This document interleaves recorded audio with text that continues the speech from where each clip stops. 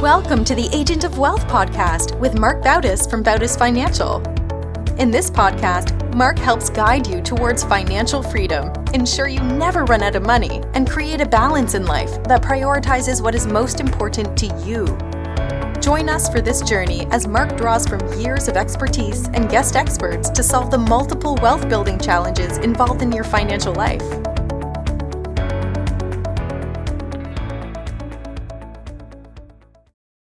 Welcome back to the Agent of Wealth. This is your host, Mark Bautis. On today's show, I'm joined by the Bautis Financial team, John, Kayla, and Kira, for another episode of our Bautis Financial Book Club. This is the 10th episode of the book club series, and this time around, Kayla selected the book, Money, the True Story of a Made-Up Thing by Jacob Goldstein. Kayla, what drew you to pick this book? I thought it would be an interesting topic, especially with all of the news around like the banking crisis that we just went through with Silicon Valley and First Republic. And also with the debt ceiling talks, like the idea that we ran up the debt to trillions of dollars is kind of crazy to even think about, because like we don't even know how to visualize that and what does it mean. And I thought this book was kind of like a fun history that goes all the way back to like Mesopotamia, how money started, but then it transitions into where we're going with how like the rise of cryptocurrency and stuff. I thought it was just a fun way to get like the history of money. Just a quick summary of the book. We're going to go into the history of money over like hundreds and thousands of years, how that's come about. John's going to talk about how money derives its worth and how we as a society value currency. And then Kira is going to talk about the power that money plays in our society. And then we're going to talk about the future of currency. Mark, I'm going to pass it back to you to talk about the history of money. Okay. Yeah, I guess, if you look at like our ability to do everything digitally, exchanging money, you press buttons on the phone and you look at where it started, it's kind of that journey is fascinating. So people in pre-money societies, they were pretty self-sufficient. You had like the Incas who they created a civilization without money. The government told everyone what to grow, hunt, and then they took out what everyone made and then they redistributed it. In other societies, or these are kind of most of the societies, everything revolved around barter. You have something that I want, I have something you want, and we would exchange goods, exchange services, whatever it was. But this was kind of tough because it required that double coincidence. So both people had to have what the other one was offering. So money initially was created to solve the problem of barter. And it started with coins in Greece. And it was kind of interesting. The value of the coins, it was based on the value of the metal used to make up the coins.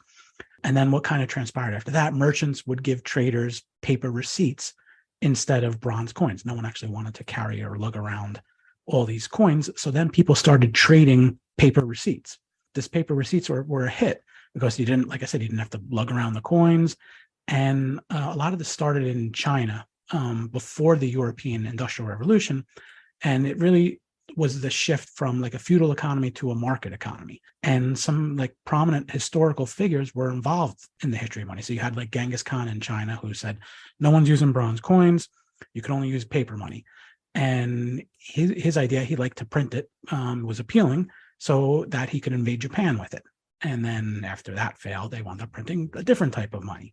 Then there was Marco Polo, who he noticed, and he said, well, money's backed by nothing. People figured out that paper money only worked because everyone agreed that paper could be money. Then in England, they started to cheat and they would lessen the amount of metal in their coins. And then people became skeptical of, how much metal was really in them. What do these things work? And sort of like what you see now of people becoming skeptical of the banks and the money system. But what happened in England was people would take their gold, they would bring them to goldsmiths, and goldsmiths would give them, again, paper receipts. And people would use those receipts as money, and goldsmiths started giving out loans and had money. Basically, we're creating money out of thin air. It's sort of what the banks do now. When you deposit money, the bank goes ahead, lends that money out, and now your money's in two places at one time, which is called the fractional reserve money system. So goldsmiths were giving out more claim checks than they had gold, which is just exactly like what happens now when everyone comes to the bank and wants their money at one time. We call it a bank run.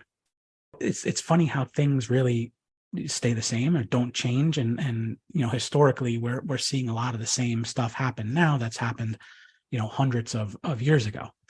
So now with the money being created, the central governments wanted to start getting involved in this, and they knew how to tax and they knew how to raise money. But what the England did was they created the Bank of England. And what the first thing they did is they sold shares to the bank. Everyone wanted to invest.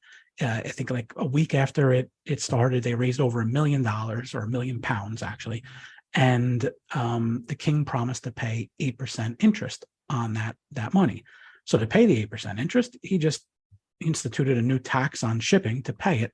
He then took all that money and funded a war with it. By doing this, it created a safe way for people to trade some money now, get some money later, similar to how people deposit money in a bank, get interest. In the 1700s, England again tried to create a currency based on gold and silver, which really created the international gold standard and made international trade a lot easier.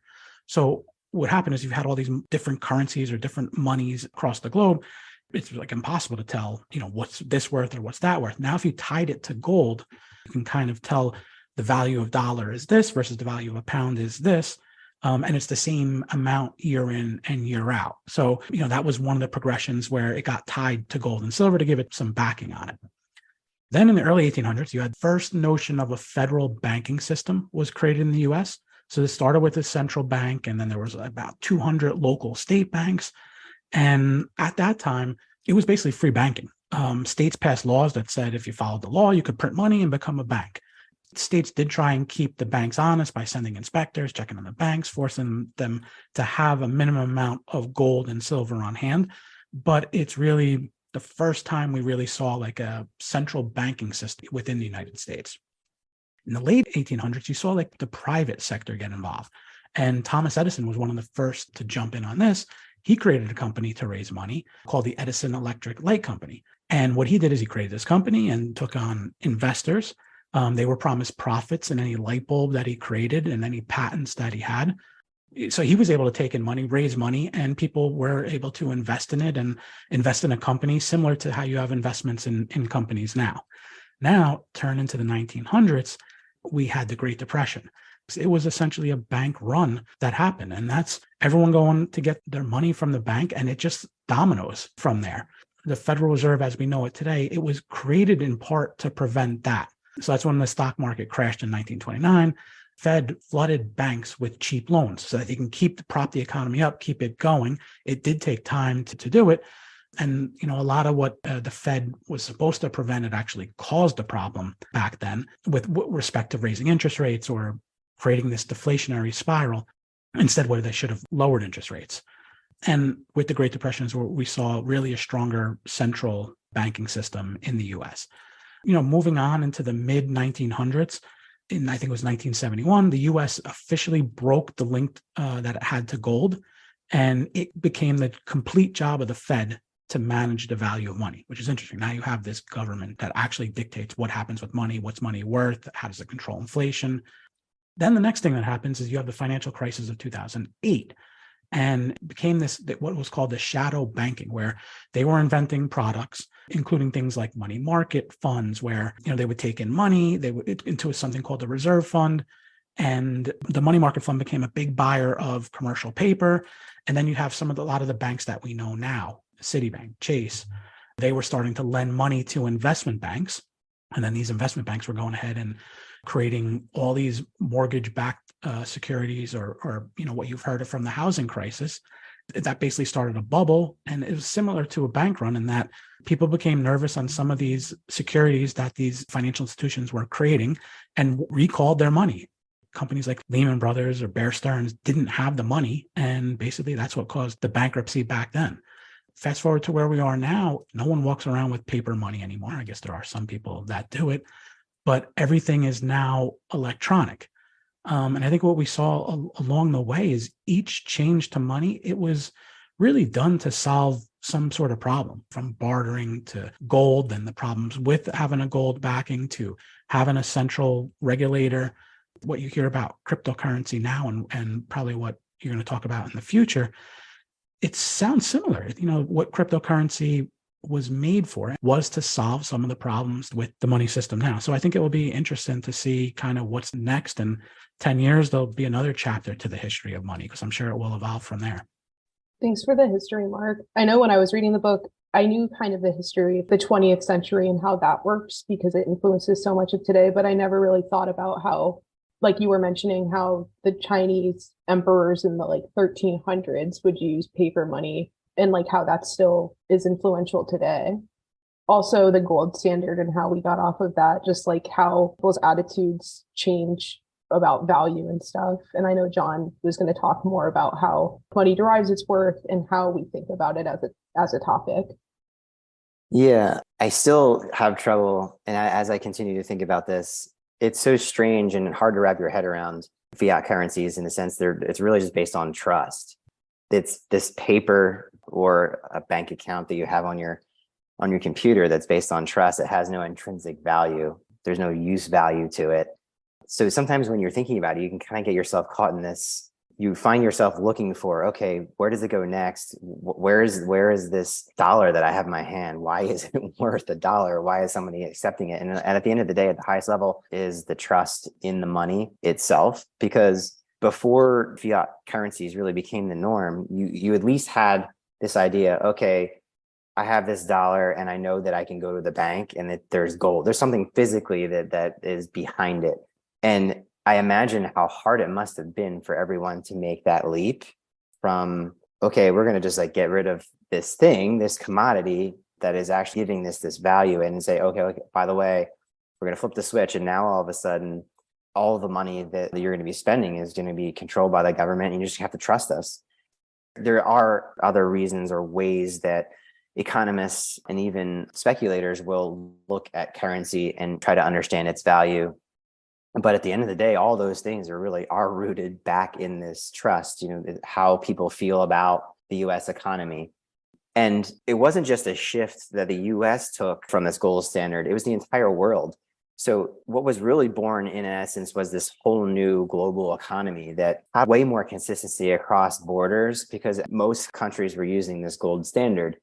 And what you'd look at is this flow of gold across borders based off of spending within a certain country or certain countries investing in other countries or buying goods from other countries. Now, all of a sudden, that gold is gone. And now you have all these currencies that are now valued against each other. So that the complexity of coming up with what the value is for a fiat currency becomes very complex. But in the simplest sense, along with that trust is this idea of supply and demand. When you look at the US dollar, if our economy is doing well or people from other countries suspect things are heating up here, our economy is heating up, they're going to want to be part of it. So there's going to be a high demand for dollars because they need to then take their currency and buy more dollars. And this drives up the price of the dollar because there's a demand for those dollars. They invest in companies, whether it's through stock or through bonds, there's this flow of capital from outside the country in. And then the other part of that too, and they do more or less go hand in hand, is this purchase of goods from the US or whatever country is. I'm just using the US as an example. So as countries there's products that we're generating that they're purchasing from us. Those other countries need to then exchange their dollars for the US dollar. And that also drives up the demand as well. So there are these underlying flows of money that are going to generate whether or not the dollar is going to go up and down. But I do find it the most interesting that it is built in trust. And it was a long struggle. I mean, Mark even mentioned that I think it was back in the 1800s when Andrew Jackson was elected president. It seemed like it was going to take hold. And then he was a little bit more, for lack of a better word, against the government control that's there. But the struggle really, I think, was not only this idea, which seems just so strange that you're now going to have this currency that's going to be built on trust and controlled by the government, but the shift towards government control as a whole is always a political driven movement. And it's no different across all the things in politics. There's those who are against government control and those who are for government control. So there is a lot of pushback from those who were against, or maybe more libertarian, that would not want to see the government take more control, regardless of whether or not, it was money versus some other thing. So, it was a very politically driven decision and movement. And with all that said, it's hard for me to wrap my head around a world that doesn't have a government that's actually helping us control the value of the dollar. And it became pretty evident when in the book he was talking about the idea of debt and how that was the deal breaker when it came to the value of money, because he even gave the example of there being times when companies would actually give people a raise and everyone would be like, oh, great, we're getting a raise. And like, no, you don't understand. This isn't really a raise. This is just the dollar value fluctuating. And then on the other hand, they would actually pull back when things would go in the opposite direction. They would actually decrease their income and everyone would be upset. And I'll see the same explanation. You don't understand, like you don't need as much money to buy the same basket of goods. There is that disconnect. And in essence, the gold standard was really hurting those who weren't as well off because of any debt that they had. Sure, their income might go up and down based off of how much they could buy, but the loan payments that they need to make on debt would remain the same. And I think that was really where the mentality towards, the idea that the poor and the middle class were being pinched and brought this almost political kind of movement towards saving the middle class and much of the different areas we see in the political arena today. Eventually, and quite frankly, I'm surprised it took till 1971 to make it official. I actually really enjoyed some of the stories, and I thought it was really well done and really opened my eyes to a lot of different areas that I never really thought of. I always just assumed that it was purely a barter. It just makes sense that if you're a farmer and you have all these vegetables, but you need meat, sure, you at a certain point you could trade, but it just makes sense that would be 100% driven by that. But he did a really great job of using stories and characters, and I would definitely recommend the listener read for sure. Yeah. A lot of what you were saying about the gold standard reminded me of the part of the book where he was talking about in the early 2000s when a bunch of European countries switched to the euro and how it hurt the people in Germany that had strong economies, but it helped countries like Greece that had weaker economies. But now I'm going to turn it to Kira to talk about how money influences power and like all of the implications it has on society. Sure. There wasn't really like one specific section of the book, but there's power and influence discussed throughout. So I'll give you some examples. We saw in the chapter about the invention of the stock market when Lee Marie began spreading rumors about problems with the Dutch East India Company, or VOC for short. And the rumor was that ships were sinking and getting captured by the enemy. And that influenced the price of shares in VOC to fall, but it was all under false pretenses. It wasn't true. So that's just supposed to show how influential rumors can be or facts can be twisted. And then we also saw it in the retelling of the story of John Law's Banque Generale. So this was the first full-fledged bank in France, which was so small to start that it was based in Law's house. Almost nobody in France wanted into the bank. And then that was until the influence of his friend, who was the Duke of Orleans, came along. So in the summer of 1716, Orleans sent chests full of gold from the royal mint to the Banque Generale, and then suddenly the whole country believed in the bank. So all of France began to believe in the bank and put their money in it as well. And there was a quote in the book that was taken from a Paris magazine that said, quote, "Everyone believes that it will hold up because the royal funds are going into it." And I just thought that was a good example of power and influence from specific players. And then later in the book, still on the topic of John Law, who was a big player in talking about some of the history of money in France and also in the beginning stages of the United States. We saw power and influence at play again in the retelling of the Mississippi bubble. So there were stories in France of these great riches that came about in Mississippi. They specifically heard rumors of an emerald mountain, vast silver deposits, and hundreds of prosperous houses. Obviously, we know that there are no emeralds or silver in Mississippi. And then at that specific time, it was funny because French settlers had only built a total of 4 houses in New Orleans, but still all these people in France were investing all of this money, believing in these false pretenses, all based on the influence of few. And then there's the story of the light bulb, which Mark touched on a little bit earlier. The author Goldstein wrote, quote, "It was money as much as anything that made the lights go on." And I thought that was interesting because I really had no idea any of this. I thought that Thomas Edison was like, the sole person who invented the light bulb and that he had, dedicated his life to it. But really, in reality, he had a lot of money, and he actually was already famous before he invented the light bulb because he had invented the record player. And he had what the author described as an invention factory next to his house, where he paid scribes, mechanics, machinists, and blacksmiths to help him invent things. And so when it came to trying to invent the light bulb, he decided to create a company, the Edison Electric Light Company, which Mark touched on earlier, and people flocked to invest in it because they wanted a piece of the patent, which ended up working out for investors and obviously funded the invention itself, which has had great impact on our society. But I just didn't know any of the, power and influence behind it. But then finally, on the topic of power and influence is the general principle of the book. So the title talks about how money is the true story of a made-up thing. So all in all, we realize that money is essentially at its core a made-up thing.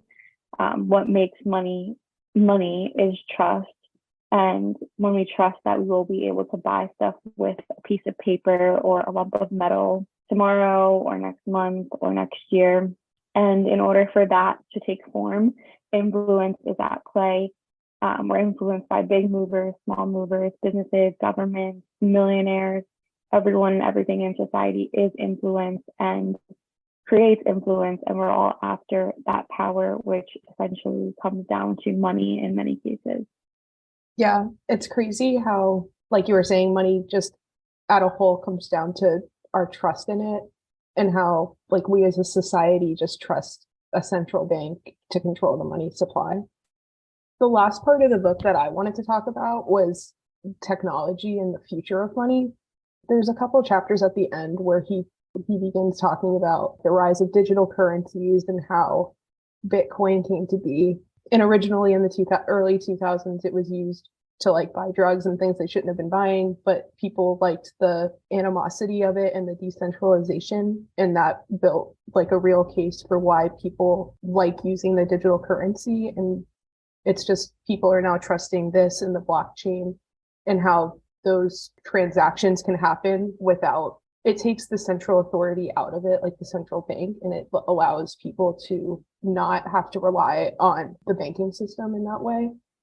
But then he goes on to talk about how central bank digital currencies, which is a fairly new topic, it doesn't exist in the United States yet, but the idea is that the central bank could come up with just a digital currency, like how it sounds.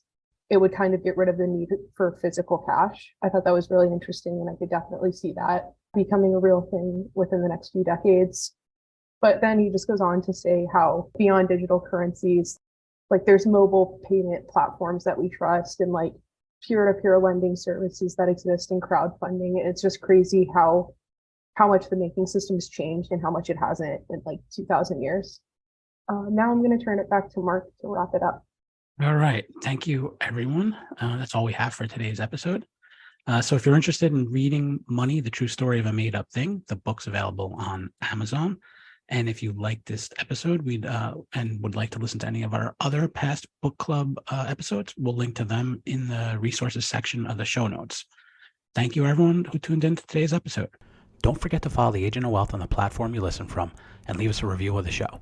We're currently accepting new clients, and if you'd like to schedule a one-on-one consultation with our advisors, please do so at bautisfinancial.com/call. Thank you for listening to the Agent of Wealth podcast. Click the subscribe button below to be notified when new episodes become available. The information covered represents the views and opinions of the guests and does not necessarily represent the views or opinions of Bautis Financial. The content has been made available for informational and educational purposes only and is not intended to be a substitute for professional financial planning and investment advice. Always seek the advice of your financial advisor or other qualified financial service provider with any questions you may have regarding your investments and financial planning.